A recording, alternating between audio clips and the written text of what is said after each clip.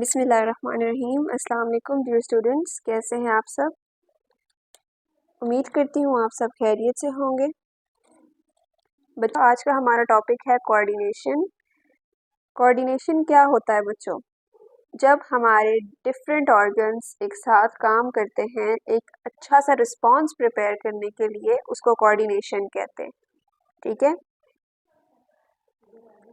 The working together of various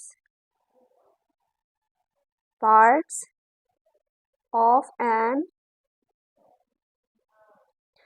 organism in a proper manner। ठीक है। इससे क्या होता है? इससे हमारे पास एक रिस्पॉन्स प्रोड्यूस होता है। ठीक है। इससे क्या होता है? एक रिस्पॉन्स प्रोड्यूस होता है। और रिस्पॉन्स क्या होता है? रिस्पॉन्स इंशाल्लाह हम लोग डिटेल से एक एक चीज़ को डिस्कस करेंगे। सबसे पहले हम ये देख लेते हैं कि हमारे पास कोऑर्डिनेशन कितने टाइप की होती है।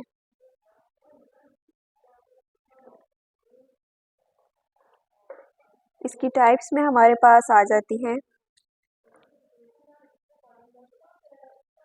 नर्वस कोऑर्डिनेशन,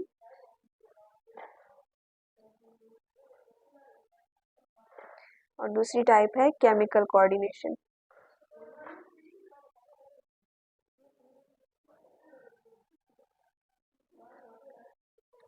ठीक है बच्चों, नर्वस कोऑर्डिनेशन इसके नाम में ही हमें गिवन है कि इसमें हमारे पास जो होती है नर्व्स इन्वॉल्व होती हैं। ठीक है, नर्व्स इन्वॉल्व होती हैं, और नर्व्स जो है वो जाके ब्रेन के साथ अटैच होती हैं। फिर उसके बाद ब्रेन्स जो है उसको उस मैसेज को रीड करता है, फिर उसके बाद उस स्टिमुलस को रीड करता है, फिर उसके बाद वो उसका रिस्पॉन्स प्रिपेयर करता है। फिर डिफरेंट ऑर्गन्स जो होते हैं वो उसके रिस्पॉन्स पे काम करते हैं। और केमिकल कोऑर्डिनेशन में हमारे पास हार्मोन्स काम करते हैं। हार्मोन्स जो होते हैं वो मैसेजेस लेके जाते हैं। अब हार्मोन्स का आपको पता है स्पेसिफिक पाथवे कोई नहीं है, तो हार्मोन्स जो है वो किस चीज़ में ट्रैवल करेंगे? ब्लड में ट्रैवल करेंगे। ठीक है, ब्लड स्ट्रीम में वो ट्रैवल करते हैं, और हार्मोन्स के थ्रू हमारे पास केमिकल कोऑर्डिनेशन है। तो इसमें जो हमारे पास बेसिक जो हम लोग इसमें चीज़ें पढ़ेंगे वो ये हैं। जो इसका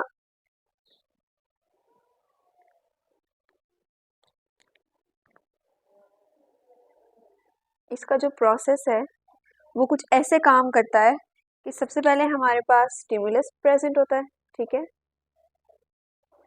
स्टिमुलस मैं अभी आपको डिटेल से बताती हूँ, आप पहले ये चीज़ नोट कर लें अपने पास। सबसे पहले स्टिमुलस प्रेजेंट होता है। ठीक है, फिर अगर तो ये नर्वस सिस्टम है तो उसमें क्या होता है? उसमें receptors.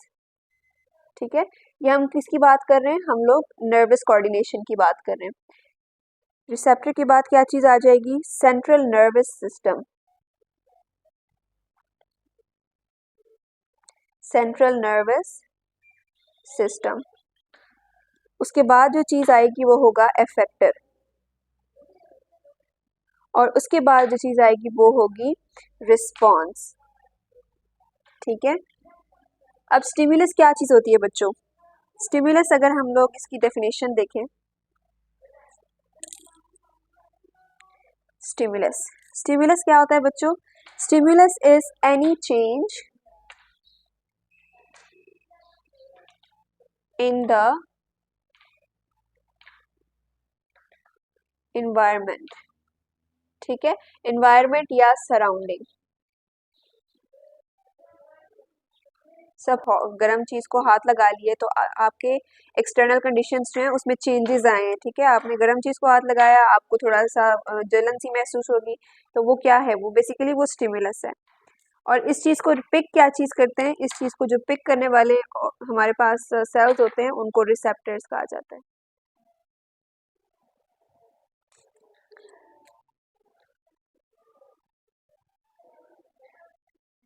Stimulus is received by receptors।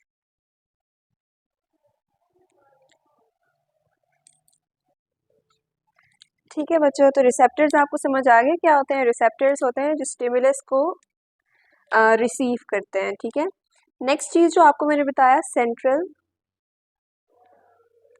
Nervous system. Central nervous system क्या होता है? सेंट्रल नर्वस सिस्टम में हमारे पास दो चीज़ें आ जाती हैं, एक आ जाता है ब्रेन और दूसरी चीज़ आ जाती है नर्व्स या न्यूरॉन्स। ठीक है, न्यूरॉन्स बेसिकली नर्व्स को जो उसका सिंगल यूनिट होता है वो न्यूरॉन्स होते हैं।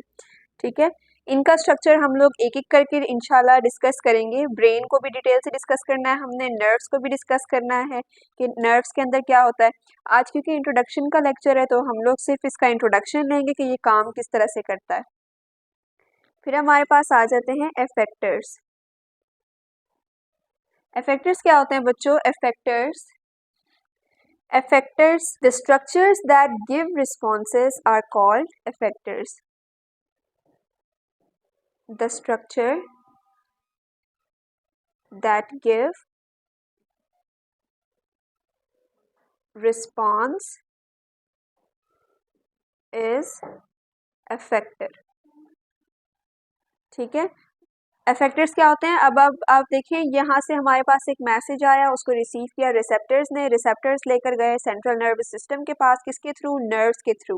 और किसके पास लेकर गए? ब्रेन के पास। ब्रेन ने उस मैसेज को रिसीव किया और एक इसका रिस्पॉन्स प्रिपेयर किया, और वो रिस्पॉन्स किसके थ्रू वापस आ रहा है? एफेक्टर्स के थ्रू वापस आ रहा है। ठीक है, then we have the last term which is response. और रिस्पॉन्स आप लोगों को बच्चों पता है कि the response is the action taken against stimulus. ठीक है, कि जो हमारे पास उसका रिस्पॉन्स होगा, कि यानी स्टिमुलस हमारे पास एक आया, आपने एक गर्म चीज़ को हाथ लगाया, गर्म पतीले को आपने हाथ लगा दिया, तो अब आप, ये स्टिमुलस है। ठीक है, ये चेंज हो गया एनवायरनमेंट में, उसको जो हमारी फिंगर्स की टिप्स होती हैं, यहाँ पे कुछ रिसेप्टर्स प्रेजेंट होते हैं, तो ये मैसेज जो है ये नर्व्स को देंगे। ठीक है, नर्व्स लेकर जाएंगी ब्रेन के पास, जिसमें सेंट्रल नर्वस सिस्टम जो है इन दोनों पे डिपेंड करता है। फिर उसके बाद ब्रेन जब उस मैसेज को रीड करेगा तो अफेक्टर्स, यानी उसको वो कहेगा कि भाई ये चीज़ गर्म है, आप अपना हाथ हटा लें, तो क्या होगा? अफेक्टर्स आ जाएंगे, अफेक्टर्स वो मैसेज वापस लेकर आएंगे किसके पास? उन्हीं अफेक्टर्स जो है ये भी हमारे स्किन के ऊपर ही प्रेजेंट होते हैं, और जल्दी से एक रिस्पॉन्स बनता है जिसकी वजह से हम अपना हाथ पीछे कर लेते हैं। दूसरी चीज़ हमारे पास आ जाती है, ये नर्वस कोऑर्डिनेशन थी। अब अगर हम देखें chemical coordination,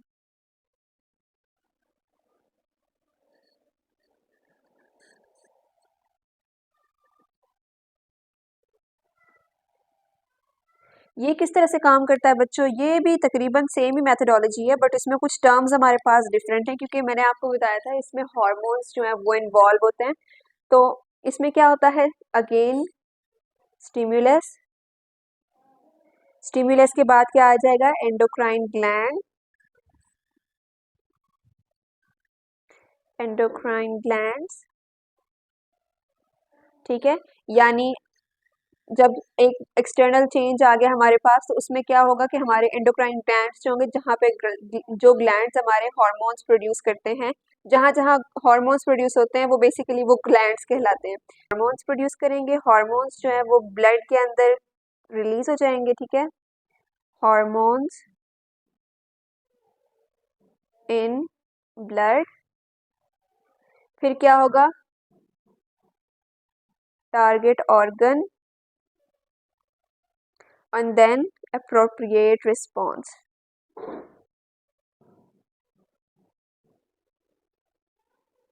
Appropriate response of the target organ. ठीक है, ये भी हमारे पास तकरीबन सेम मेथड पे काम करता है, बस the main difference between both of these systems is कि उसमें नर्व्स काम कर रही है और ब्रेन काम कर रहा है। यहाँ पे हमारे पास जो एक तो यहाँ पे पिट्यूटरी ग्लैंड, यहाँ पे मैं एक चीज़ और ऐड करना भूल गई, पिट्यूटरी ग्लैंड।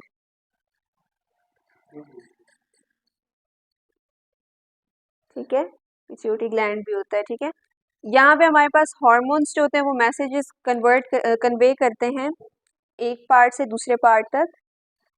तो ये बेसिकली इन दोनों का मेन डिफरेंस था। रिस्पॉन्स अगेन उसका सेम होगा। यहाँ पे रिसेप्टर्स जो है ये काम नहीं करेंगे। यहाँ पे जस्ट टारगेट ऑर्गन्स और जो हार्मोन्स है वो काम करेंगे कि स्टिमुलस जो है वो हमारे इंडोक्राइन ग्लैंड को एक्टिव करेगा और वो बोलेगा कि भाई यहाँ पे आप हार्मोन्स रिलीज करना शुरू कर दें।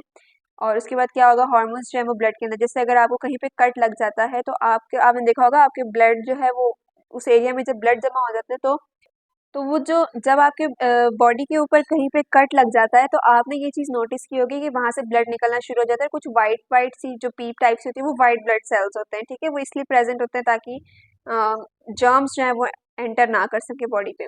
अच्छा, फिर उसके अलावा उसके अंदर प्लेटलेट्स प्रेजेंट होते हैं। ज़ाहिर है फिर वो जब कट वगैरह आपको लगा है तो उसके ऊपर आपने देखा होगा जब वो सूख जाता है तो वो थोड़ा सा ना ऐसे डार्क कलर हो जाता है, उसको एक लेयर सी बन जाती है। वो किसकी वजह से होती है? वो प्लेटलेट्स की वजह से होती है। और उसका ज़ाहिर है रिस्पॉन्स किसने बनाया है? उसका रिस्पॉन्स जो है हमारे पास केमिकल कोऑर्डिनेशन के थ्रू बना है, यानी हार्मोन्स के थ्रू बना है, ठीक है। इसके अलावा ग्रोथ वगैरह हम देखते हैं किस चीज़ की वजह से करता है? हार्मोन्स की वजह से, ठीक है। यानी किस एज में किस टाइप की ग्रोथ होनी है ये सब जो है हमारे हार्मोन्स डिसाइड करते हैं, हमारा केमिकल कोऑर्डिनेशन डिसाइड करती है, ठीक है। तो ये थी आज की हमारी वीडियो। होपफुली आपको लेक्चर में इंट्रोडक्शन समझ आ गया होगा कि ये काम कैसे करते हैं। नेक्स्ट लेक्चर जो मैं इंशाल्लाह बनाऊंगी वो डिटेल लेक्चर होगा नर्वस कोऑर्डिनेशन के ऊपर, और उसमें मैं ब्रेन और नर्व्स के ऊपर मैं एक डिटेल लेक्चर अपलोड कर चुकी हूँ। आप लोग वो भी देख लें ताकि आप लोगों को इजीली सारा ये जो नर्वस कोऑर्डिनेशन है ये समझ आ जाए। नेक्स्ट लेक्चर इंशाल्लाह डिटेल लेक्चर होगा, आप वो ज़रूर देखिएगा जाके। होपफुली आपको समझ आ गया होगा। Thank you so much. अल्लाह हाफिज़।